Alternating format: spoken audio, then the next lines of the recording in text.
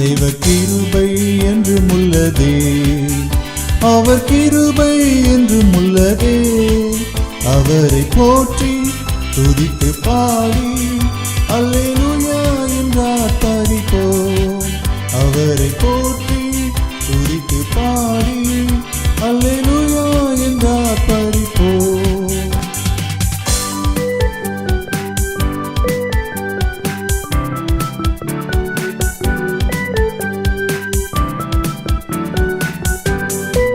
அறுக்கப்பட்டும் மடிந்திடாமல் கர்த்தர் நம்மை காத்ததாலே, அறுக்கப்பட்டும் மடிந்திடாமல் கர்த்தர் நம்மை காத்ததாலே.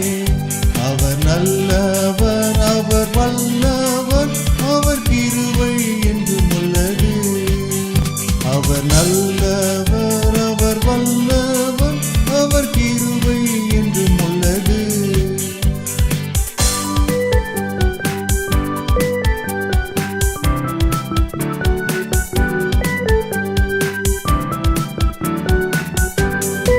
சத்துரு சேனை தொடர்ந்து சூழ்கையில் பக்தனாம் தாவீதின் தேவன் நமக்கு. சத்துரு சேனை தொடர்ந்து சூழ்கையில் பக்தனாம் தாவீதின் தேவன் நமக்கு. முன் சென்றாரே அவர் நல்லவர், அவர் கிருபை என்றும் உள்ளது. முன் சென்றாரே அவர் நல்லவர், அவர் கிருபை என்றும் உள்ளது.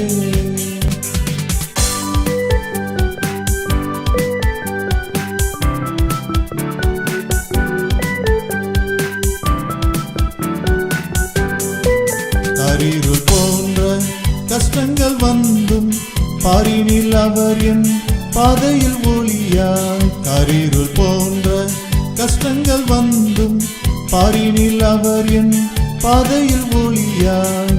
என்னை நடத்தினார் அவர் நல்லவர், அவர் கிருபை என்றும் உள்ளதே. என்னை நடத்தினார் அவர் நல்லவர், அவர் கிருபை என்றும் உள்ளதே. தேவ கிருபை என்றும் உள்ளதே, அவர் கிருபை என்றும் உள்ளதே. அவரை போற்றி துதித்து பாடி அல்லேலூயா என்றார் பரிபோம். அவரை போற்றி துதித்து பாடி அல்லேலூயா என்றார் பரிபோம். தேவனுக்கே துதி கனம் மகிமை உண்டாவதாக. அன்பான தொலைக்காட்சி நேயர்களே, இந்த தொலைக்காட்சி நிகழ்ச்சி மூலம் உங்களை சந்திப்பதில் பெருமகிழ்ச்சி அடைகின்றேன். எல்லாரும் சந்தோஷமாக இருக்கிறீங்களா? நீங்கள் எல்லாரும் சந்தோஷமாக இருப்பீர்கள் என்று கர்த்தருக்குள் விசுவாசிக்கிறேன். உங்கள் யாவரையும் தேவக்கரம் ஊழியங்கள் சார்பாக வாழ்த்தி வரவேற்கிறேன். செய்தியை கேட்பதற்கு முன்பதாக ஒரு நிமிஷம் தலை தாழ்த்தி ஜெபிப்போம். அன்பின் ஆண்டவரே, ஆவியானவர் எங்களோடு கூட பேசுங்க. அடியனை முற்றிலுமாக மறைத்து கொள்ளுங்க. நீங்கள் வெளிப்படுங்க. உங்களுடைய நாம மாத்திரம் மேன்மைப்படட்டும். நீங்கள் பேசுங்க, நாங்கள் கேட்கிறோம். இயேசுவின் நாமத்தில் ஜெபிக்கிறோம் நல்ல பிதாவே, ஆமேன். பிரியமானவர்களை, இந்த நாளிலும் தீர்க்க தரிசனம் என்கிற தலைப்பிலே நாம் தியானம் செய்ய போகிறோம். ப்ராபசி, அதற்கு ஆதாரமாக எடுத்துக்கொண்ட வசனம் 1 தெசலோனிக்கேயர் 5ஆம் அதிகாரம் 20ஆம் வசனம். தீர்க்க தரிசனங்களை அற்பமாய் எண்ணாதிருங்கள், தீர்க்க தரிசனங்களை அற்பமாய் எண்ணாதிருங்கள். கடைசி காலத்தில் வாழும் நமக்கு தீர்க்க தரிசனம் கட்டாயம் தேவை. பிரியமானவர்களே, வேதத்திலே யாருக்கெல்லாம் தேவன் தீர்க்க தரிசனமாக தம்மை வெளிப்படுத்தினார் என்று சொல்லி பார்க்கின்ற பொழுது, திவ்ய வாசகனாகிய யோவானுக்கு வெளிப்படுத்தின காரியங்கள் என்னவென்று வெளிப்படுத்தின விசேஷத்தில் நாம் பார்க்கின்றோம். வெளிப்படுத்தல் 1ஆம் அதிகாரம் 1 முதல் 3 வசனங்களை நாம் பார்க்கின்ற பொழுது, சீக்கிரத்தில் சம்பவிக்க வேண்டியவைகளை தம்முடைய ஊழியக்காரருக்கு காண்பிக்கும் பொருட்டு தேவன் இயேசு கிறிஸ்துவுக்கு ஒப்புவித்ததும், இவர் தம்முடைய தூதனை அனுப்பி தம்முடைய ஊழியக்காரனாய் யோவானுக்கு வெளிப்படுத்தினதுமான விசேஷம். இவன் தேவனுடைய வசனத்தை குறித்தும் இயேசு கிறிஸ்து பற்றி சாட்சியை குறித்தும் தான் கண்ட யாவற்றையும் சாட்சியாக அறிவித்திருக்கிறான். இந்த தீர்க்க தரிசன வசனங்களை வாசிக்கிறவனும் கேட்கிறவர்களும் இதில் எழுதியிருக்கிறவைகளை கைக்கொள்ளுகிறவர்களும் பாக்கியவான்கள். காலம் சமீபமாக இருக்கிறது. காலம் சமீபமாயிருக்கிறது.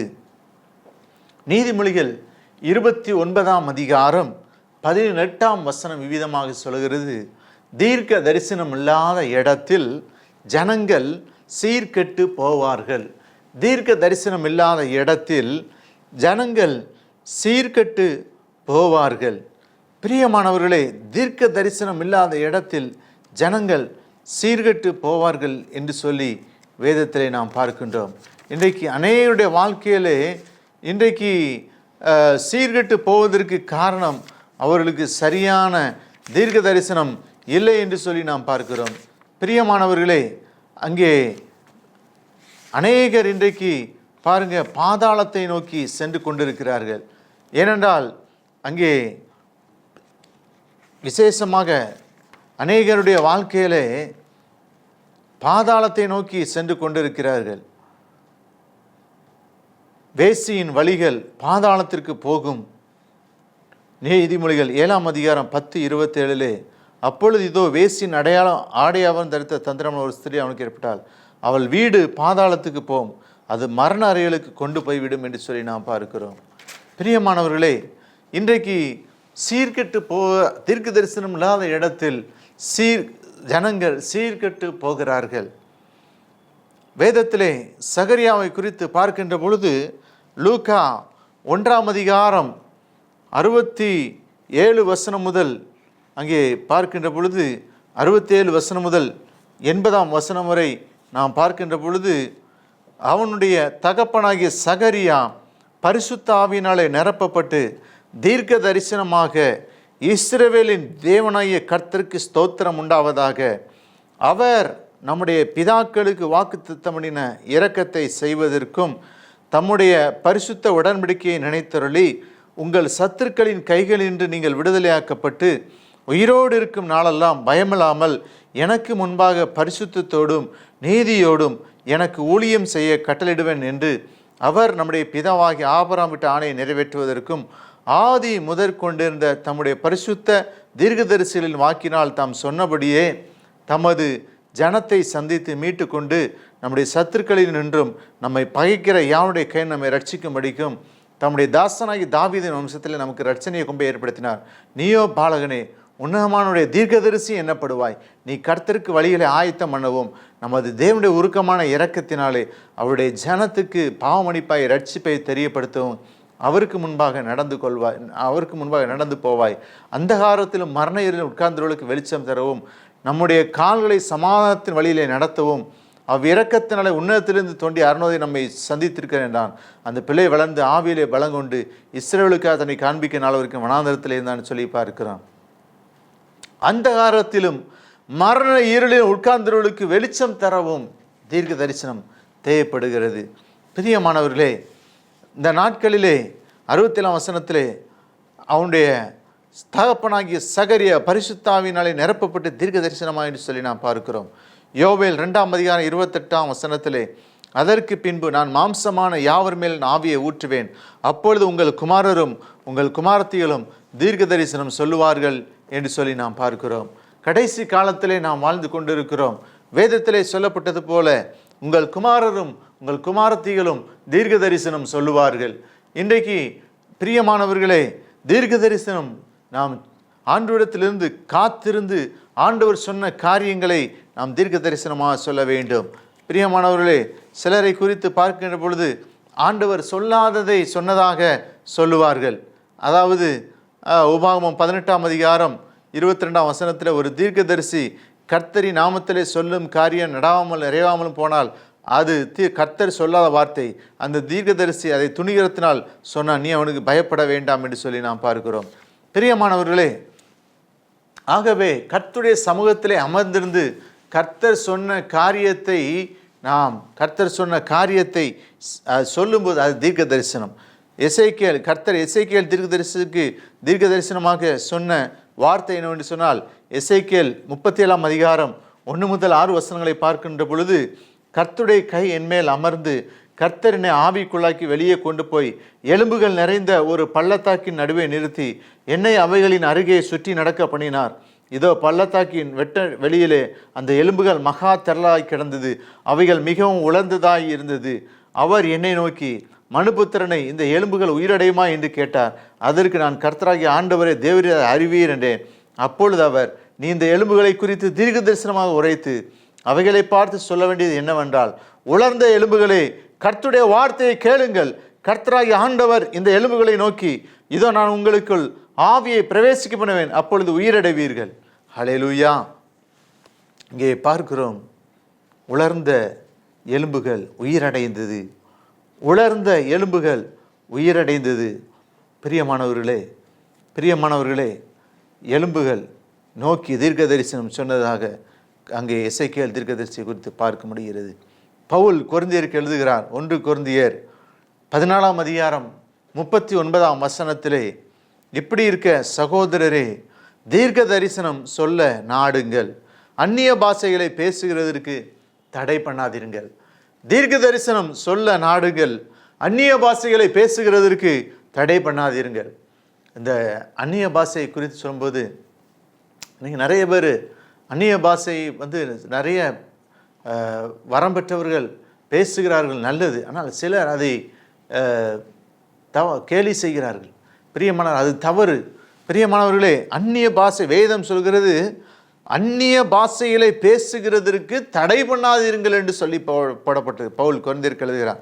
இப்படி 1 கொரிந்தியர் 14:39 இப்படி இருக்க சகோதரரே, தீர்க்க தரிசனம் சொல்ல நாடுங்கள், அந்நிய பாஷைகளை பேசுகிறதற்கு தடை பண்ணாதீர்கள். அந்நிய பாஷைகளை பேசுகிறது தடை பண்ணாதீர்கள். வெளிப்படுத்தல் 22 அதிகாரம் 7 ஏதோ சீக்கிரமாய் வருகிறேன், இந்த புஸ்தகத்தில் உள்ள தீர்க்க தரிசன வசனங்களை கை கொள்ளுகிறவன் பாக்கியவான். தேவனுடைய வசனமே நமக்கு தீர்க்க தரிசனம்தான். இந்த புஸ்தகத்தில் உள்ள தீர்க்க தரிசன வசனங்களை கை கொள்ளுகிறவன் பாக்கியவான். தீர்க்க தரிசன வசனம், வேத புஸ்தகம், இதில் எழுதியிருக்கிற அனைத்து வசனங்களும் தீர்க்க தரிசனமான உள்ள வசனங்கள். தேவனுடைய வசனமே நமக்கு தீர்க்க தரிசனம்தான். பிரியமானவர்களே, இந்த வசனத்தை நாம் கை கொள்ள வேண்டும். வசனத்தின்படி நாம் நடக்க வேண்டும். பிரியமானவர்களே, தீர்க்க தரிசனமான இந்த வசனங்கள், அதான் சொல்லுது லூக்கா 10 அதிகாரம் 10 இதோ சர்ப்பங்களையும் தேள்களையும் மிதிக்கவும் சத்துருனுடைய சகல வல்லமை மேற்கொள்ளவும் உங்களுக்கு அதை ஒன்றும் உங்களை சேதப்படுத்துவதில்லை. அல்லேலூயா, அல்லேலூயா. பிரியமானவர்களே, வசனம் உண்மை, உயிர் உள்ளது. வசனம் ஜீவன் உள்ளது. பிரியமானவர்களே, வசனம் ஜீவன் உள்ளது. வசனத்தை சொல்லி சொல்லி நாம் அறிக்கையிட்டு ஆசீர்வாதத்தை பெற்றுக்கொள்ள வேண்டும். ஆசீர்வாத வசனங்கள் இருக்கிறது. வேத வசனம் ஜீவன் உள்ளது. தேவனுடைய வசனம் கால்களுக்கு தீபமும் பாதைக்கு வெளிச்சமாக இருக்கிற பெரிய பொக்கிஷம் இந்த வேத வசனம். வசனத்திற்கு செவி கொடுக்கணும், வசனத்தின்படி வாழணும், வசனத்தின்படி நடக்கணும், வசனத்தின்படி நம்ம வசனத்தை மனனம் செய்யணும், வசனத்தை தியானிக்கணும். தியானிக்க நம்முடைய வாழ்க்கையில் ஆசீர்வாதம். தேவனுடைய மனுஷன் சவுலுக்கு தேவன் தீர்க்க தரிசனமாக சொன்னது. சாமுவேல் சவுலை தலைவனாக அபிஷேகம் பண்ணின பின்பு கர்த்தருடைய ஆவி சவுலின் மேல் இருந்து சவுல் தீர்க்க தரிசனம் சொன்னான். 1 சாமுவேல் 10 அதிகாரம் 6 முதல் 8 பார்க்கும்போது, அப்பொழுது கர்த்தருடைய ஆவி உன்மேல் இறங்குவார், நீ அவர்களுடைய கூட தீர்க்க தரிசனம் சொல்லி வேறு மனுஷன் ஆவாய். இந்த அடையாளங்கள் உனக்கு நேரிடும் போது சமயத்துக்கு ஏற்றபடி நீ செய். தேவன் உன்னோடு கூட இருக்கிறார்.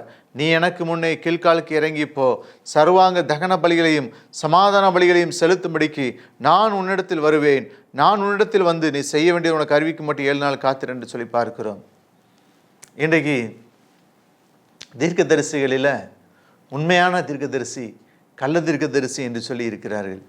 தீர்க்கதரிசியில் கள்ள தீர்க்கதரிசியாக இருக்கிறார்கள். ஆகவே தான் மத்தேயு 7 அதிகாரம் 15 கள்ள தீர்க்கதரிசிகளுக்கு எச்சரிக்கையாக இருக்க வேண்டும்.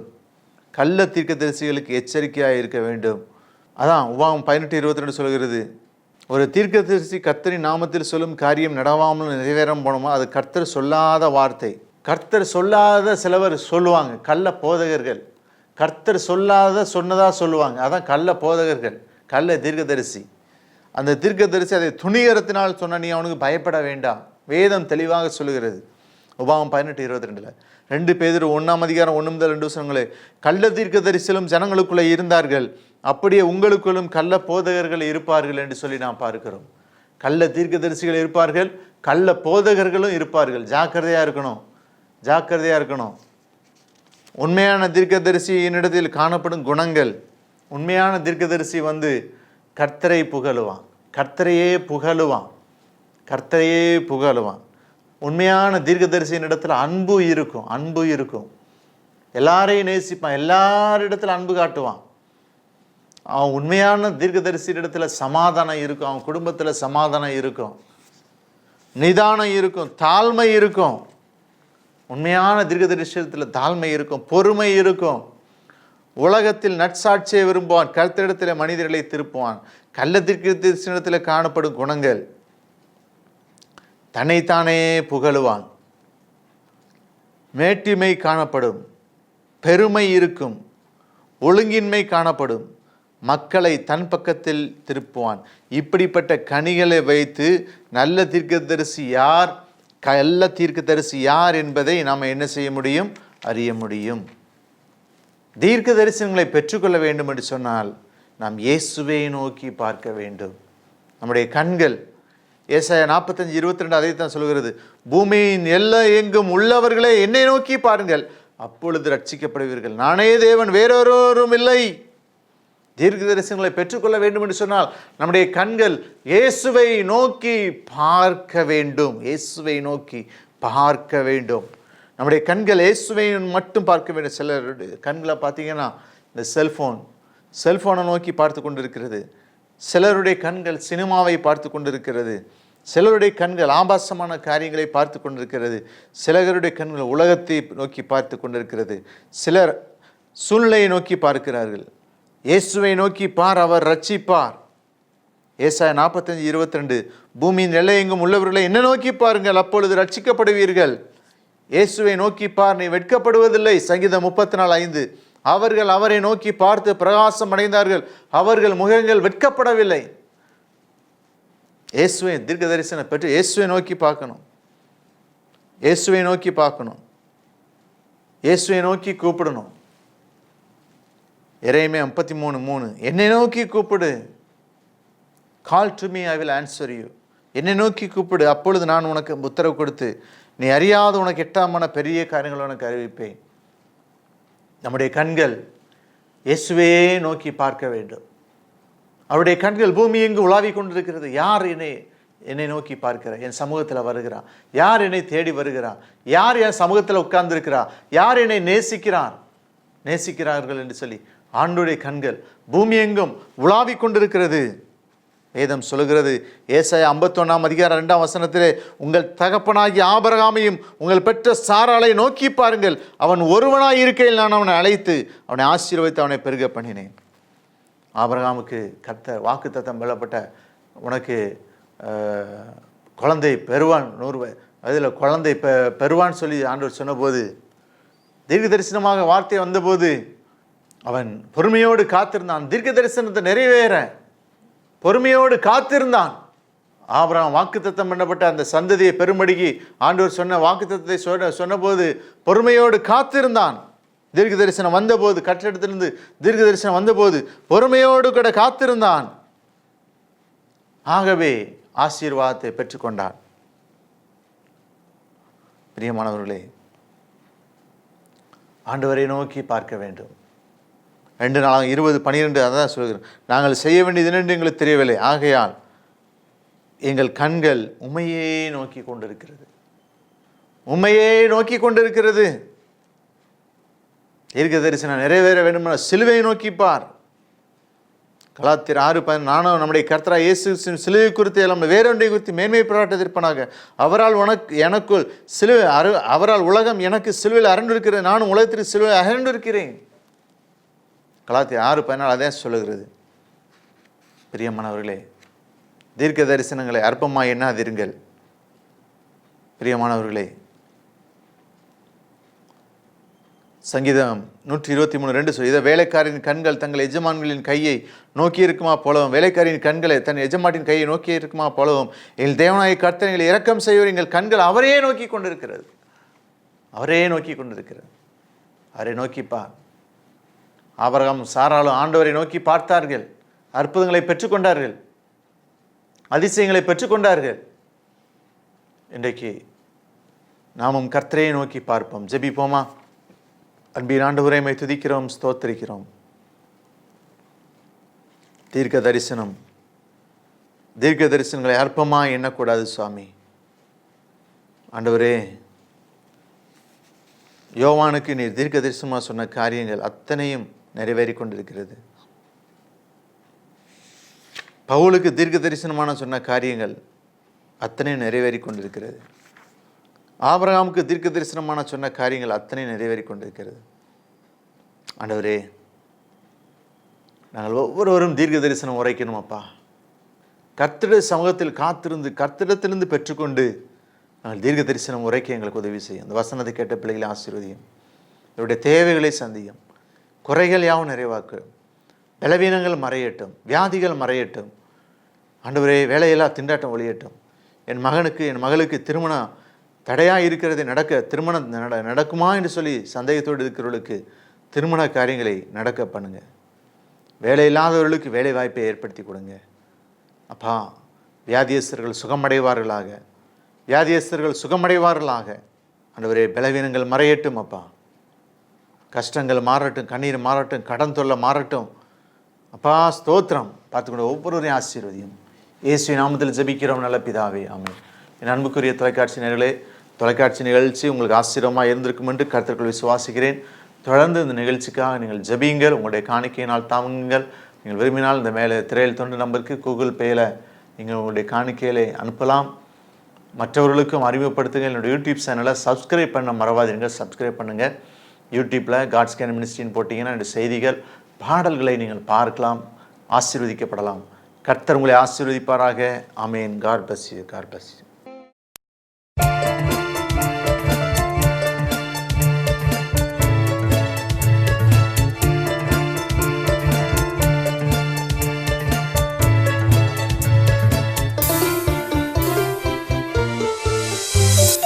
மகிமை மாட்சிமை நிறைந்தவரே, மகிழ்வுடன் தொழுதிடுவோம். மகிமை மாட்சிமை நிறைந்தவரே, மகிழ்வுடன் தொழுதிடுவோம். பரிசுத்த தேவனம் இயேசுவை பணிந்தே தொழுகுவோம். மகிமை மாட்சிமை நிறைந்தவரே, மகிழ்வுடன் தொழுதிடுவோம்.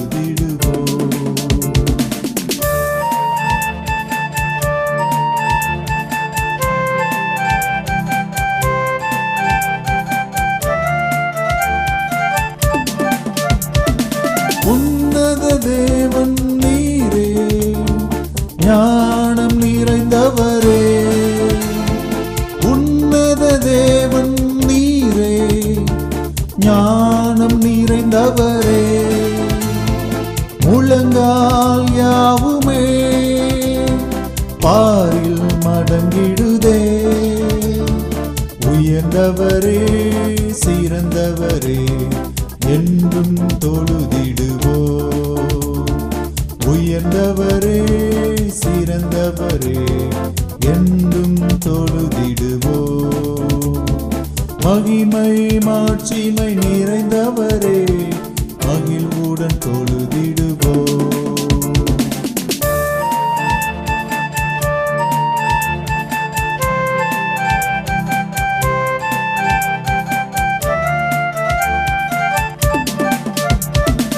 ஒருவரும் சேரா ஒளியில் வாசம் செய்பவரே. ஒருவரும் சேரா ஒளியில் வாசம் செய்பவரே. ஒளியினை தந்துமே இதயத்தில் வாசம் செய்யும். ஒளி நிறைவே, அருள் நிறைவே, என்றும் தொழுதிடுவோம். ஒளி நிறைவே, அருள் நிறைவே, என்றும் தொழுதிடுவோம். மகிமை மாட்சிமை நிறைந்தவரே, மகிழ்வுடன் தொழுதிடுவோம்.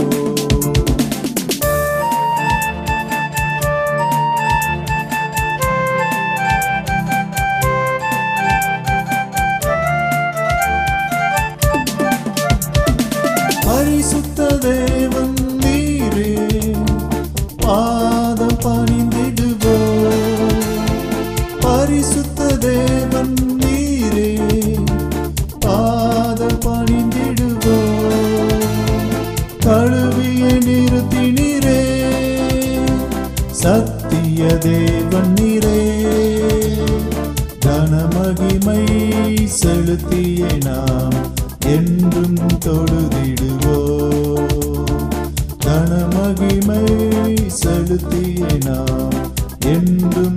தொழுதிடுவோம்.